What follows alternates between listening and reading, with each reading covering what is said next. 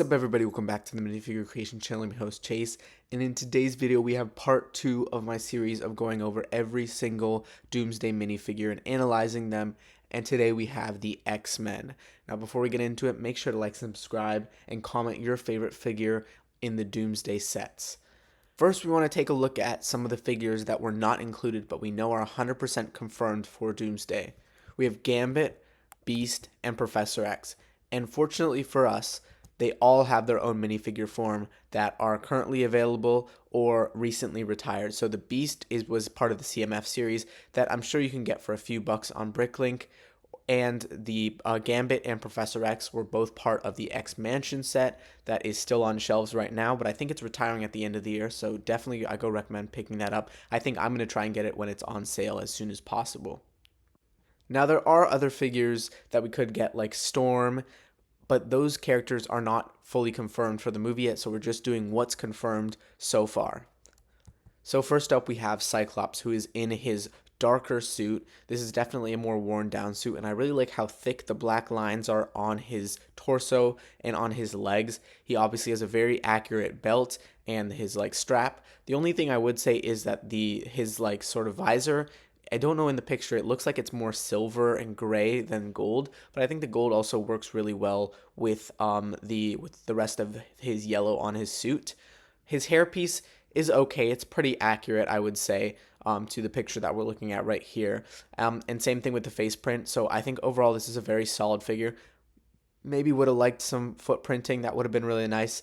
I don't think he needs arm printing at all. Maybe some bands around his wrists, like we see in the picture, but overall, I think they did a really good job with this figure, and he does come in the Avengers Quinjet, which is $60.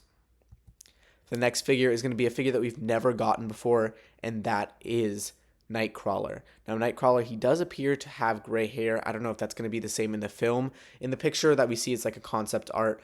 I do think that looks more gray than anything else, and so a lot of people are complaining about that, but I think it fits for what the movie is trying to accomplish. Another thing that I would say with a gripe about Nightcrawler is that his tail, while I do think that is a new tail piece, or it's maybe a recoloring of an Avatar piece with like a new mold, it just looks really weird with the blue in between the black, and if there was a way to dual mold it where they could have the black on the torso and then the tail just be blue, but they haven't really seemed to figure out how to do that, or they just don't want to. But I think the Nightcrawler really looks great with that long trench coat jacket and the vest. He looks really, really good. No need for any arm printing, or I think the legs are pretty good. So really, really 10 out of 10 minifigure if you were to exclude the sort of waist thing. So I might even take off the tail if it's not necessary. I don't know. I'll have to see when I get it. Love the face printing.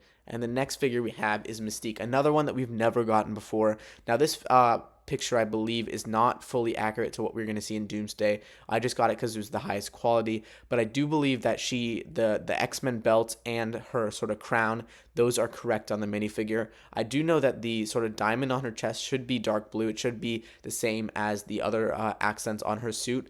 And yeah, so that's a little bit weird. Also, the biggest thing with her is her hair. Her hair should be a different mold. It should be like a mold that we've gotten before in that same like reddish orange color, whereas it shouldn't be as long as it is. So if they're gonna go accurate with the Nightcrawler hair, then they should also be accurate with the Mystique hair. I think it would just look a little bit better, but I'm not complaining. We get a Mystique figure. Again, the face printing looks great and everything looks really, really solid.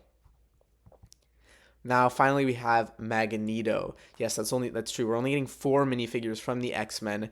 Magneto will appear in the Sentinel battle. I believe that's what he said. Yes, he appears in the Sentinel battle, and he does have these like gray rags over him with his cape. Again, not the biggest fan of the cape, but a lot of you in the comment section really like the cape. And so it's interesting to see, because in this picture that we have is of an action figure that is directly correlated with Doomsday, so that's obviously a different outfit than when he has the rags. I think they got the face pretty head on, and same thing with the helmet, even though I think it just looks a little bit too cartoony.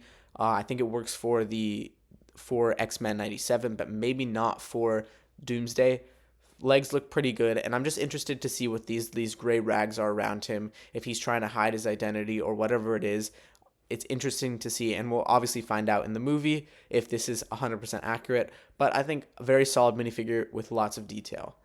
With that, thank you guys so much for watching. Make sure to like and subscribe and comment your favorite figure in the X-Men part of Doomsday. And let me know if you're excited for the Fantastic Four video. I'm definitely going to include Doom in that because we haven't talked about him yet.